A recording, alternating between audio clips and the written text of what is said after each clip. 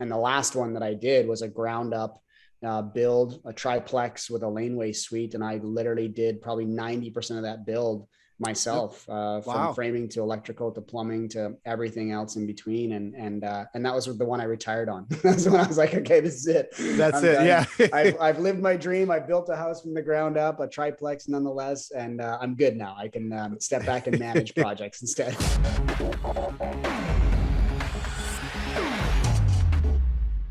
All right. Well, welcome back to the Real Estate Investors Money Matrix podcast. I'm Scott Ulmer, and today we are joined by Darren Voros. Did I say that right, by the way? You did. You nailed All it. right. Fantastic. So Darren's a real estate investor with a portfolio worth, as I think I saw recently, over $20 million. I think it was double of what I had written down here. And I know you train, you coach, you have got some motivational aspects to what you do. And I thought it was really neat. So you have a contracting background as well. And it looks like that really coincides well with your real estate business, if I'm not mistaken. You had a great YouTube channel. And so honored to have you here, Darren. Welcome and glad to have you. Well, thanks for having me on. I appreciate it.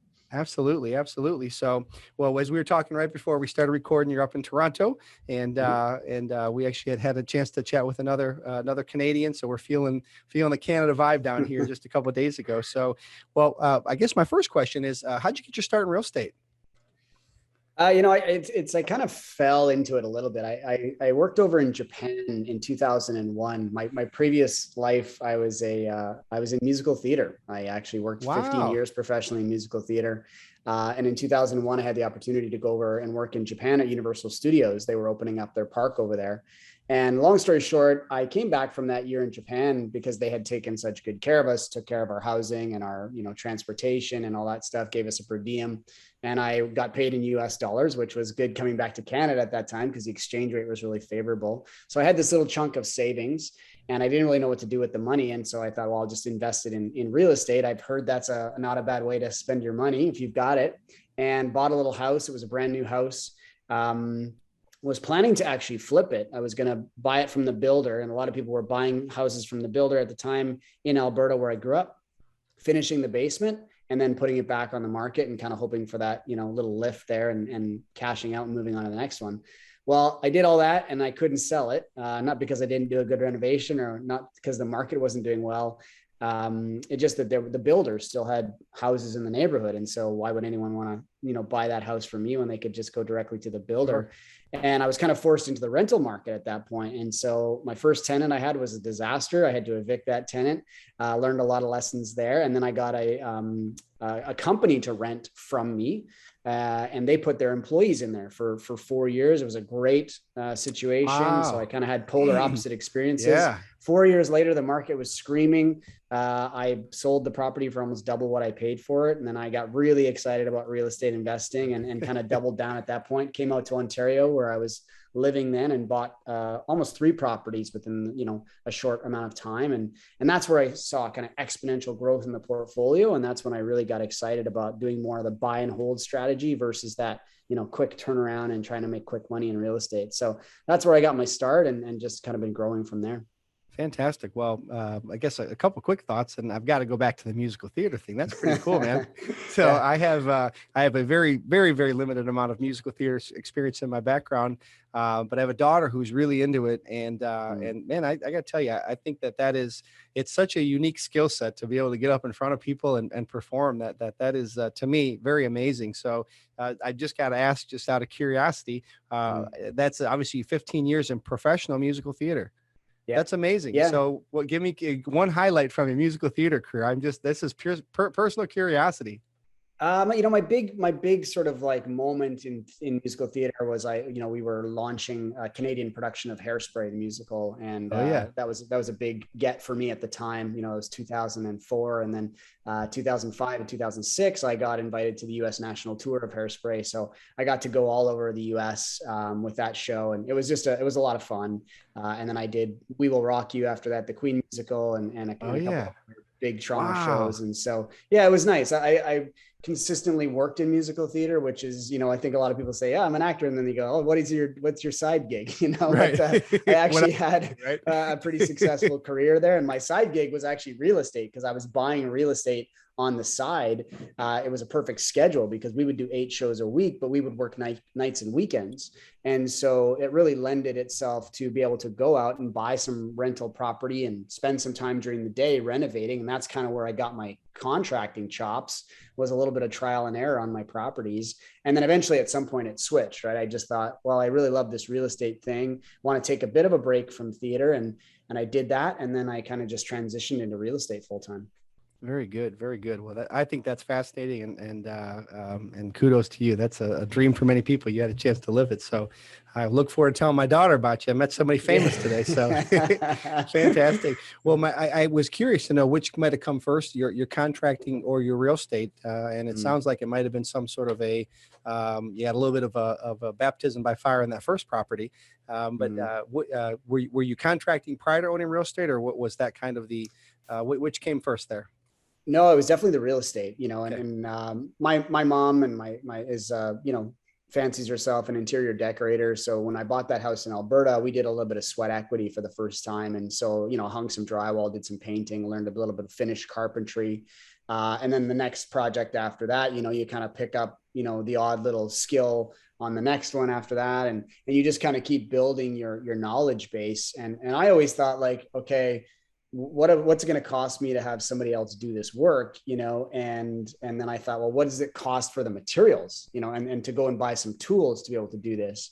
And I thought I could screw it up like 3 times before it would cost me the same as hiring somebody Right. else. Now I have a very different mindset now on this whole thing, but at the time that seemed to make sense to me, that like, hey, I could do this. I could learn a skill. I really enjoy working with my hands. And so that's kind of how it all came about. And then as you keep progressing through projects, you just get, more and more ambitious with what you're willing to take on. And the last one that I did was a ground up build, a triplex with a laneway suite. And I literally did probably 90% of that build myself, from framing to electrical to plumbing to everything else in between. And that was the one I retired on. That's when I was like, okay, this is it. That's it. Done. Yeah. I've lived my dream. I built a house from the ground up, a triplex nonetheless. And I'm good now. I can step back and manage projects instead. There it is.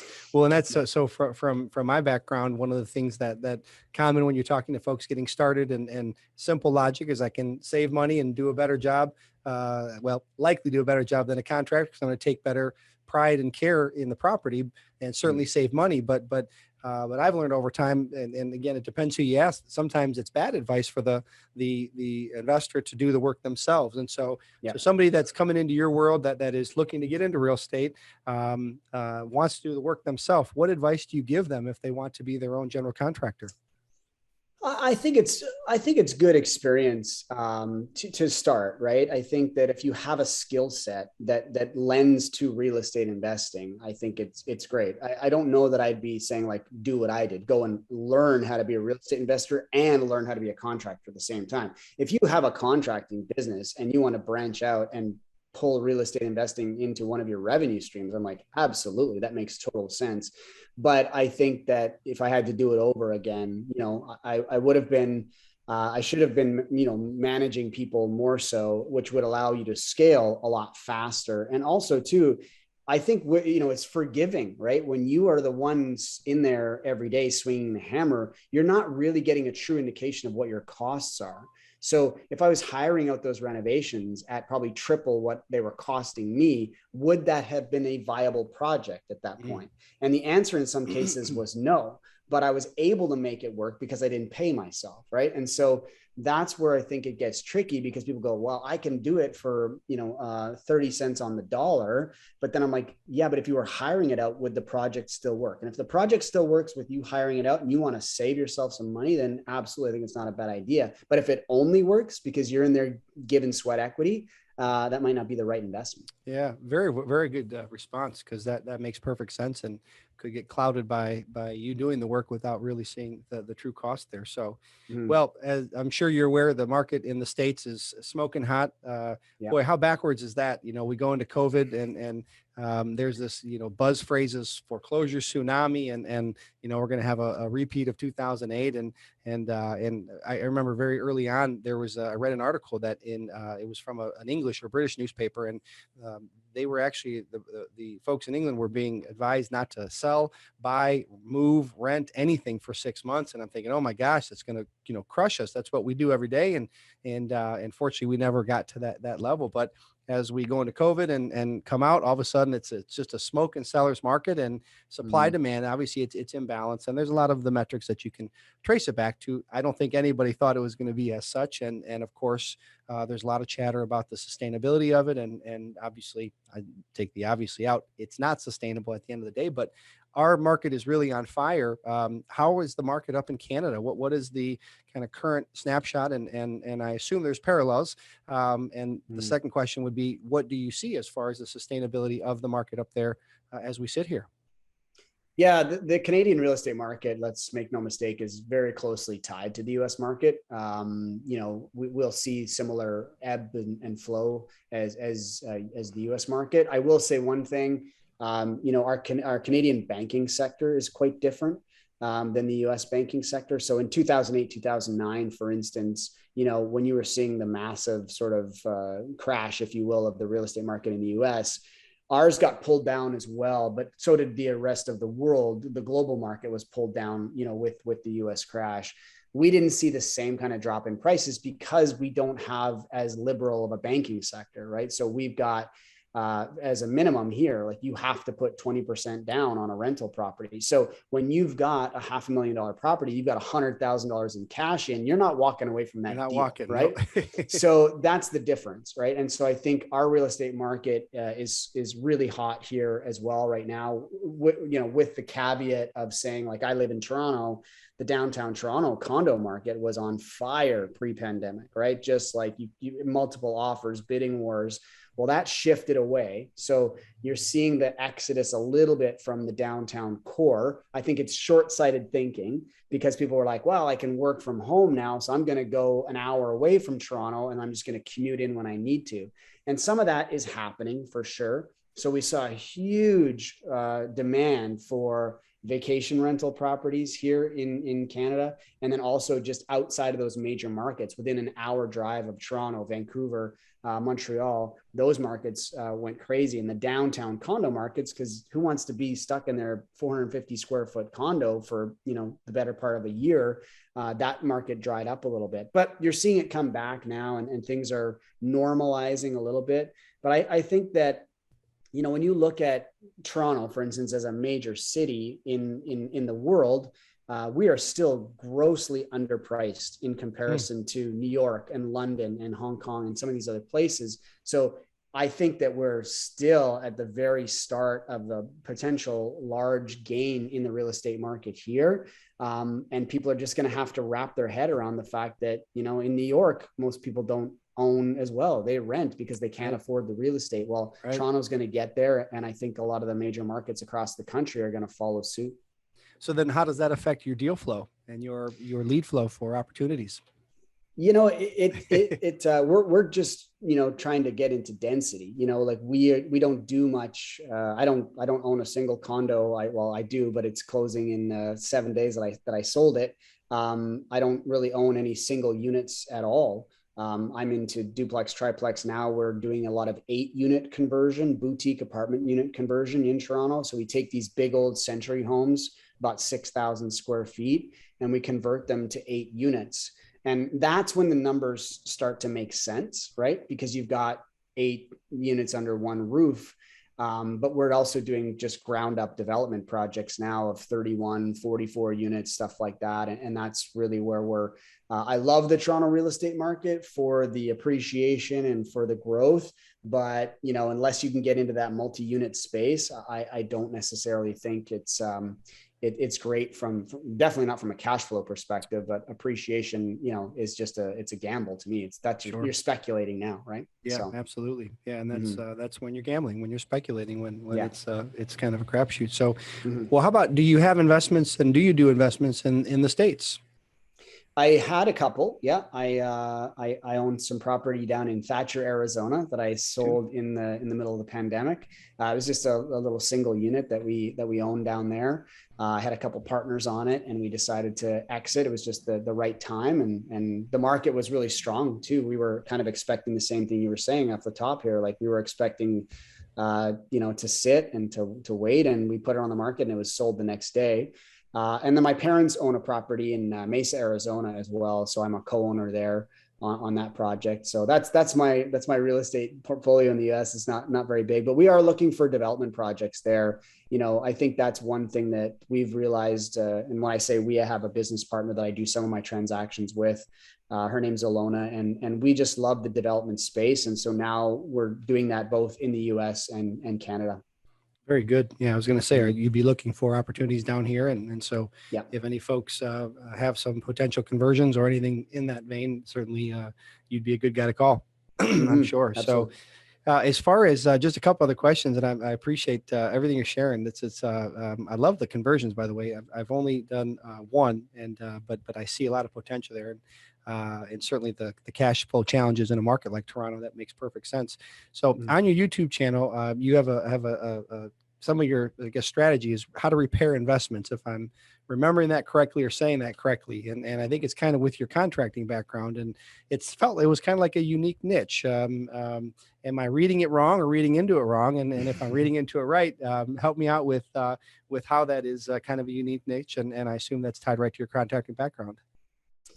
Yeah, I think, when we're looking at some of our projects in and around Toronto, I think that it's important that we can capitalize on every piece of square footage that we have available to us. So we do a lot of underpinning, which is not a very common practice outside of, I would say, the major markets in Canada and the US. These old century homes, when they built them, in a lot of the US, you don't even have basements, right? Because you don't need them. You don't have the frost doesn't go into the ground. But in Canada, we got these cold winters. And so our footings for our foundations have to be 4 feet below grade, because that's below the frost line.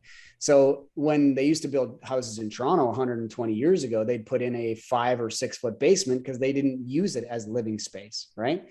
But now we capture every bit of living space that we possibly can. So instead of going in and demolishing a house, we go in and we do what's called underpinning. We basically drop the basement floor down 2 to 3 feet. We have to underpin. So we have to basically take the footings of the house and drop them down 2 or 3 feet. It's quite a process. But now we get to capitalize on all that square footage, and really get to use that as additional rental space. And so our basement apartments in Toronto are renting anywhere from $1,400 to $2,400, depending on whether that's a 1 or 2 bedroom. So the cost to underpin, let's call it $60,000. If you're getting an extra $1,500 a month, it doesn't take long to figure out that with a 4% cap rate in Toronto, that thing pays for itself in the first year. Yeah. So we're doing those kinds of things to just capitalize on the square footage that we can use. And just trying to figure out the cost to be able to do that and how it makes sense for the project moving forward. Yeah, that's creative and very smart, because you're maximizing the space and obviously the cash flow. So, I guess the final question is someone that's looking to get into real estate in 2021 in this kind of crazy market. What would your best advice be for somebody that's looking to get in and looking to get started? How would you direct them, and what advice would you give them? I mean, education, I think, is first and foremost. I went in blindly. I had no idea really what I was doing. And I got lucky, I always say, because I bought into a market that appreciated in those 4 years, and I got to capitalize on that. It could have very easily gone the other way. and I could have been underwater. But I think education is always my first piece of advice, whether that's free education through podcasts or YouTube channels or whatever. There's so much great information out there. Be careful of the source, because not everybody, lots of people putting themselves out there as gurus, and they have no business doing so. But I think my second piece of advice to people that want to actually get into property is always to look at adding density. You know, there's a lot of, I was talking with an investor in the Seattle area who was part of our mastermind conversation the other night. And he was talking about, you know, these large lots in the Seattle area, they're allowing, you know, accessory dwelling units. So anytime you can get multiple revenue on one property, I'm always for it. Basement apartments, laneway suites, whatever that is. If you can add another unit or another 2 units, and then house hacking is also in conjunction with that. If you can live in a unit and rent a couple out and, you know, take advantage of maybe the lower financing because you're actually going to be owner occupied as your first couple projects, and maybe you're moving a little bit around, but hey, that's fine. I think that's a nice sacrifice to make to be able to add to the portfolio very quickly. So I'm a big advocate for those kind of strategies and just being creative with everything you're doing. Yeah, it's great advice. And yeah, ADUs out West are real popular, and I love the density. I mean, that's very good advice. And obviously I will concur with, there's a lot of gurus out there that may not, maybe they shouldn't be representing themselves as such. So, well, Darren, man, you're a wealth of knowledge, and I've really enjoyed chatting with you. And again, I appreciate your time. I want to just kind of give you the floor and I guess take us home. If you could just give us a little bit on if there's some message you want to convey to the folks that are going to be listening on our end, and most importantly, how do they get a hold of you? How do they find you? And let me go ahead and just kind of give it to you to take us home. Yeah, well, again, just thanks for having me on. And I think that there's so much great information out there on podcasts, like I mentioned, and kudos to you. I think people often overlook the content creators out there and the amount of work that it takes to put these things together. So whenever I'm on with somebody else, I always say like, hey, hats off, because I know what it takes to get podcasts and YouTube channels and things like that, and giving your time and your energy to people. So, you know, for those people that are listening right now, just show some love to the people that are creating content, because it's a slog and sometimes you get nothing in return, and that's okay. That's not why we're doing it, but it's nice to get the comments and the ratings and all those kinds of things that you can do. That's always helpful for those of us that are in the content creating space. For me, you know, reach out to me on my Instagram or Facebook, Darren Voros. And there's not too many Darren Voroses out there, so you can find me pretty easily. And my YouTube channel is, youtube.com/Darren Voros. If you can give me a subscribe, but that always helps. And then if you want to reach out to me personally, feel free to send me an email at info@darrenvoros.com, and happy to explain some of the things we've got going on. We've got an apartment conversion course we're doing right now, and we've got all kinds of investments and all that kind of stuff. So yeah, I always appreciate just talking to other investors too. Wonderful. Well, man, I appreciate your time. I wish you the best, and I hope our paths get to cross again someday. This has been a lot of fun. Absolutely. Thanks for having me on. All right. Thanks, Darren. All right, buddy. Well, I'm going to take us home, and just want to thank everybody for listening again. This is a Real Estate Investors Money Matrix podcast. Great guest, Darren Voros. You got to know how to find him. Wealth of knowledge, and boy, those apartment conversions, those can be big. So if you're looking for information on that or some good guidance, he'd be the guy to reach out to. So thank you guys for listening. Darren, thanks again for being here, and I will look forward to catching up on the next episode. Thank you.